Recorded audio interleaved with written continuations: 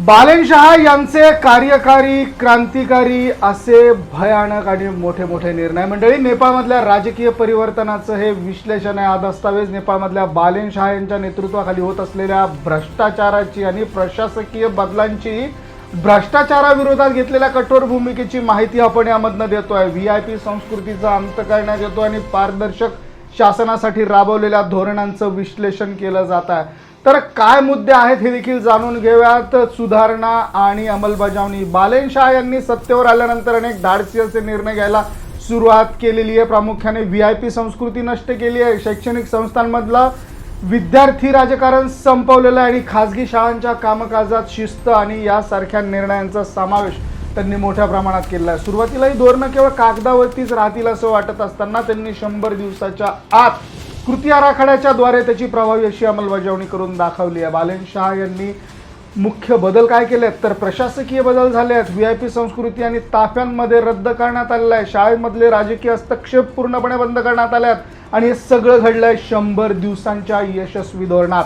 भ्रष्टाचार आणि घराणेशाही विरुद्ध कठोर अशी कारवाई करण्यात आली आहे। प्रशासनातील पारदर्शकता टिकवण्यासाठी बालेन शहा यांनी आपल्याच मंत्रिमंडळातील कामगार मंत्री दीपक कुमार शहा यांना पदावरून बडतर्फ केलं। या कारवाईचं मुख्य कारण म्हणजे या मंत्र्यांनी आपल्या पत्नीला एका बोर्डावरती, आरोग्य विमा मंडळावरती नियुक्त केलं होतं आणि घराणेशाहीचा अवलंब केला होता। हा सगळा निर्णय राजघराण्यांना मिळणाऱ्या अनियंत्रित अधिकारांना लगाम ठरलेला आहे।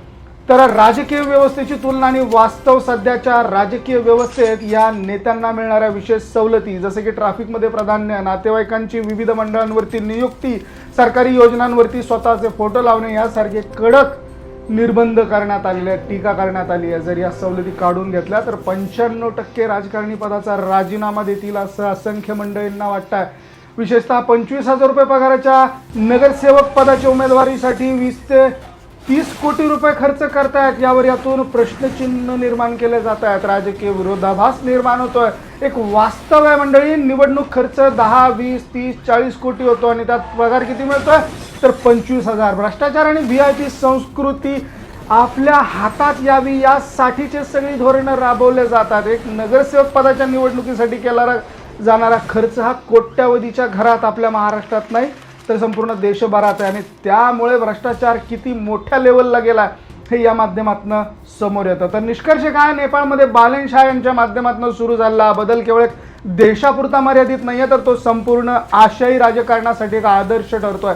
भ्रष्टाचाराविरुद्धची लढाई आणि सामान्य जनतेचं जीवन सुखकर करण्यासाठी बालेन शहा लढाई देत आहेत। आपल्या भारतात, आपल्या महाराष्ट्रात, आपल्या राज्यात ही लढाई यशस्वी होऊ शकते का? असे बालेन शहा आपल्याकडे निर्माण होतील का? कमेंटमध्ये अवश्य नोंद करा।